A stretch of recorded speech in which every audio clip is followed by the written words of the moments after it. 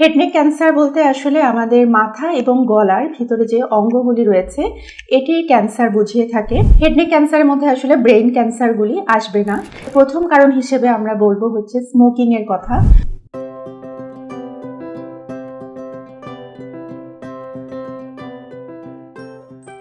আসসালামু আলাইকুম, আমি ডক্টর শবনম সুলতানা। আমি একজন ক্যান্সার বিশেষজ্ঞ হিসেবে খুলনা মেডিকেল কলেজে অনকোলজি অ্যান্ড রেডিওথেরাপি বিভাগে কর্মরত আছি। আজ আমি আপনাদের সাথে কিছু কথা হেড নেক ক্যান্সার সচেতনতা নিয়ে বলতে চাই।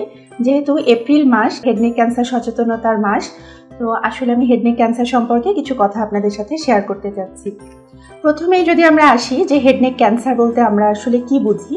হেড নেক ক্যান্সার বলতে আসলে আমাদের মাথা এবং গলার ভিতরে যে অঙ্গগুলি রয়েছে এটির ক্যান্সার বুঝিয়ে থাকে। বিস্তৃত অর্থে এটির ব্যাপ্তি আসলে অনেক, কারণ আমাদের হেড নেক অঞ্চলে আসলে অনেকগুলি অর্গান রয়েছে।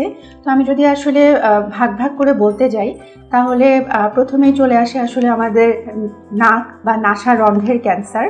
আর একটু ভিতরের দিকে যদি যাওয়া যায় তাহলে হচ্ছে আমাদের মুখগহ্বরের ক্যান্সার, যেটি হচ্ছে আসলে আমাদের জিহ্বা বা তালু এবং চোয়াল বা চিবুকের ক্যান্সারের মধ্যে আসতে পারে। আরও কিছু ক্যান্সার এক্ষেত্রে হয়ে থাকে যেটিকে আমরা বলে থাকি ল্যারিংস বা স্বরযন্ত্রের ক্যান্সার। আপনারা অনেকেই হয়তো শুনে থাকবেন যে ভোকাল কর্ডের ক্যান্সার, এ ধরনের কথা অনেকে বলে থাকে। এছাড়া আমাদের রয়েছে ফ্যারিংসকে আসলে আরও কয়েকটি ভাগে ভাগ করা যায়। আমরা যদি ভাগ করে বলতে যাই তাহলে ওরোফ্যারিংস, ন্যাজোফ্যারিংস, হাইপোফ্যারিংস এই অর্গানগুলি চলে আসে। এছাড়া আমাদের কিছু ক্ষেত্রে কানের ক্যান্সার হতে পারে, অনেক ক্ষেত্রে আমাদের লালা গ্রন্থির ক্যান্সার আসতে পারে। আমাদের কিছু ক্ষেত্রে থাইরয়েড ক্যান্সারের কথা আপনারা শুনে থাকবেন। যদিও থাইরয়েড আসলে একটি এন্ডোক্রাইন ক্যান্সার, তারপরেও থাইরয়েড ক্যান্সারকেও অনেক ক্ষেত্রে আমরা হেড নেক ক্যান্সারের মধ্যে অন্তর্ভুক্ত করে থাকি। এখানে একটি কথা আমি বিশেষভাবে উল্লেখ করতে চাই যে হেড নেক ক্যান্সারের মধ্যে আসলে ব্রেইন ক্যান্সারগুলি আসবে না, এবং হেড নেক অঞ্চলে যে চামড়া বা স্কিন থাকে এই ক্যান্সারগুলোকেও আমরা হেড নেক ক্যান্সারের অন্তর্ভুক্ত করব না।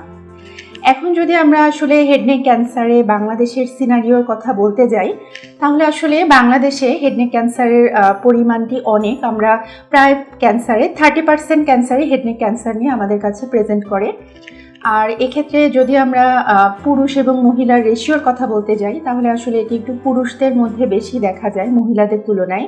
মহিলাদের যে একেবারেই হেড নেক ক্যান্সার হয় না ব্যাপারটি এমন নয়, কিন্তু পুরুষদের আসলে দেখা যায় যে এই ক্যান্সারটি বেশি হয়ে থাকে। আমরা যদি কারণ খুঁজতে যাই তাহলে হচ্ছে হেড নেক ক্যান্সারের কারণটি আসলে প্রথম কারণ হিসেবে আমরা বলবো হচ্ছে স্মোকিংয়ের কথা। সিগারেট খেয়ে থাকেন যারা বা তামাক সেবন করেন, অনেক ক্ষেত্রে অনেকের মদ্যপানের অভ্যাস থাকে, এ ধরনের মানুষের হেড নেক ক্যান্সার আসতে পারে। আমাদের গ্রামাঞ্চলে অনেকেই দেখা যায় যে পান, সুপারি, তামাক এ ধরনের অভ্যাস রয়েছে, এদের ক্ষেত্রে আসলে হেড নেক ক্যান্সারের প্রবণতাটা বেশি। আরও কিছু আমরা বলি যে অকুপেশনাল এক্সপোজার, যেটি হচ্ছে দেখা যায় যে কিছু লোক আমরা বলি যে উড ডাস্ট এক্সপোজার, মানে হচ্ছে যারা কাঠের কাজ করে তাদের অনেক ক্ষেত্রে দেখা যায় যে নাকের ক্যান্সার নিয়ে আমাদের কাছে তারা আসতে পারে। অনেক ক্ষেত্রে যারা জাহাজ ভাঙার কাজ করে বা হচ্ছে পেট্রোলিয়াম নিয়ে কাজ করে এদের আসলে হেড নেক ক্যান্সার হতে পারে। কিছু ভাইরাস এক্ষেত্রে দায়ী, যেমন ন্যাজোফ্যারিংসের ক্যান্সারের জন্য ইপস্টিন-বার ভাইরাস আসলে দায়ী। আমরা আরও কিছু ভাইরাস আসলে হেড নেকের কিছু ক্যান্সার করে থাকে, আমরা অনেক সময় এই ধরনের রোগী পেয়ে থাকি। এখন আপনাদেরকে যদি আমি সিমটমের কথা বলতে যাই তাহলে আসলে কিভাবে আমরা বুঝবো যে একটা মানুষ হেড নেক ক্যান্সারে আক্রান্ত। অনেক ক্ষেত্রে আমরা বলি যে নন হিলিং আলসার, অনেক রোগীরা দেখা যাচ্ছে মুখগহ্বরের ভেতর একটা তাদের ঘা নিয়ে তারা আসলো, যেটি স্বাভাবিকভাবে 1 থেকে 2 সপ্তাহের মধ্যে ভালো হয়ে যাওয়ার কথা, কিন্তু আসলে এটি ভালো হচ্ছে না। দেখা যাচ্ছে রোগী পল্লী চিকিৎসকের কাছে বা MBBS ডক্টরের কাছে বেশ কিছুদিন অ্যান্টিবায়োটিকের কোর্স করলেন, বারবার অ্যান্টিবায়োটিক চেঞ্জ করলেন, কিন্তু আসলে দেখা যাচ্ছে যে পেশেন্টের ঘাটা ভালো হচ্ছে না। এটি আসলে ক্যান্সারের লক্ষণ হতে পারে। অনেক ক্ষেত্রে রোগী আসলে গলায় কোনো ধরনের গোটা নিয়ে আসতে পারে, আমরা এটিকে বলে থাকি লসিকা গ্রন্থির গোটা। দেখা যাচ্ছে যে যেটি অনেক শক্ত, চামড়ার সাথে ফিক্স হয়ে আছে, এবং বেশিরভাগ ক্ষেত্রে এটি পেইনলেস হয়ে থাকে, মানে এটিতে কোনো ব্যথা থাকে না। এগুলি আসলে সাধারণ লক্ষণ। আরও কিছু লক্ষণ রয়েছে যেটি অর্গান অনুযায়ী হয়ে থাকে। যাদের ল্যারিংসের ক্যান্সার হয়ে থাকে তারা অনেক সময় দেখা যাচ্ছে আমরা বলি হর্সনেস অফ ভয়েস, অর্থাৎ যে পেশেন্টের গলার স্বরটি খসখসে হয়ে যাচ্ছে, পেশেন্টের ঢোক গিলতে অসুবিধা হচ্ছে, তার মনে হচ্ছে তার গলার কাছে দলা মতন কিছু একটি আটকে আছে। অনেক ক্ষেত্রে রোগী হয়তো কানের ব্যথা নিয়ে আসতে পারে, যে পেশেন্ট যখন খাবার চিবিয়ে খাচ্ছেন তখন তার কানের সমস্যা হচ্ছে। আরও যেটি হতে পারে, দেখা যায় যে আসলে আমাদের হেড নেক রিজিয়নে অনেকগুলি নার্ভ রয়েছে। আমাদের শরীরের যতগুলি নার্ভ, এগুলির উৎপত্তি তো হেড নেক থেকেই।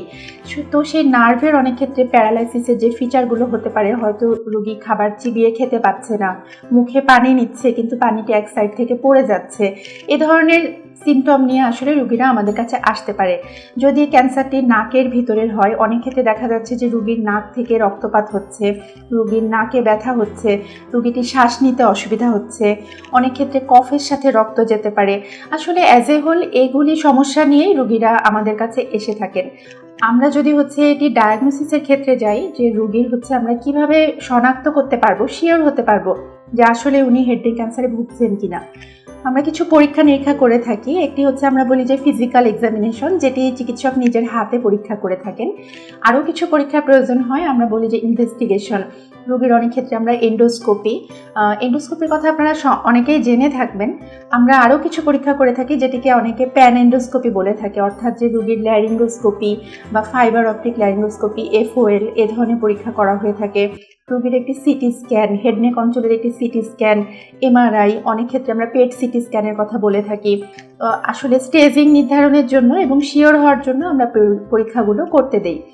এছাড়া রোগীর দেখা যাচ্ছে আমরা হিস্টোপ্যাথোলজি করার জন্য বা FNAC বা কোর বায়োপসি, এ ধরনের পরীক্ষা দিয়ে থাকি, যে রোগীর যেখানে গোটা আছে, ফোলা আছে, সেটি হয়তো আমরা সেখান থেকে রস নিয়ে পরীক্ষা করে এটি শিওর হওয়া যায় যে আসলে এটি হেড নেকের ক্যান্সার কিনা। আমরা যখন পরীক্ষা করে শিওর হতে পারি যে রোগীটি আসলে ক্যান্সারে ভুগছেন, তখন আসলে অর্গান অনুযায়ী আমরা ট্রিটমেন্ট প্ল্যানে যাই। যদি রোগীটি সার্জারির উপযুক্ত হয়ে থাকে, তাহলে আমরা পেশেন্টকে আগে সার্জারির জন্য পাঠিয়ে থাকি। আসলে হেড নেক অঞ্চলের ক্যান্সারের ক্ষেত্রে 3 ধরনের ট্রিটমেন্টেরই প্রয়োজন হয়। অনেক ক্ষেত্রে সার্জারি, রেডিওথেরাপি এবং কেমোথেরাপির কথা আমরা বলে থাকি। রোগটি যদি অনেক বেশি অ্যাডভান্সড হয়ে যায়, সেক্ষেত্রে অনেক ক্ষেত্রে আমরা সার্জারি অপশনটি চুজ করতে পারি না। আমরা রেডিওথেরাপি এবং কেমোথেরাপির মাধ্যমে রোগীর চিকিৎসা করার চেষ্টা করে থাকি। আসলে অন্যান্য ক্যান্সারের মতো কিছু ক্ষেত্রে যেমন স্ক্রিনিংয়ের ব্যবস্থা রয়েছে, হেড নেক ক্যান্সারের ক্ষেত্রে আসলে স্ক্রিনিংয়ের খুব বেশি রোল নেই। কারণ আগে থেকে যেটা যদি ডিটেকশন করা যায় যে রোগীটি আসলে ক্যান্সারে ভুগছেন কিনা, অনেক ক্ষেত্রে আমরা ক্যান্সারের ট্রিটমেন্ট একটু আর্লি শুরু করলে এটি সাফল্যের হারটি বেশি হয়। তো এই তো এপ্রিল মাস যেহেতু হেড নেক ক্যান্সার সচেতনতা দিবস, আশা করি এই লক্ষণগুলি বা কিভাবে আমরা শনাক্ত করতে পারি, এ ধরনের কথাগুলি শুনে আপনাদের কিছুটা হলেও উপকার হবে এবং আপনারা কখন ডাক্তারের কাছে যেতে হবে, কখন ডাক্তারের শরণাপন্ন হতে হবে, এই সিদ্ধান্তগুলো সহজেই নিতে পারবেন। তো ভালো থাকবেন সবাই। আমি আমার বক্তব্য এখানেই শেষ করছি। ধন্যবাদ।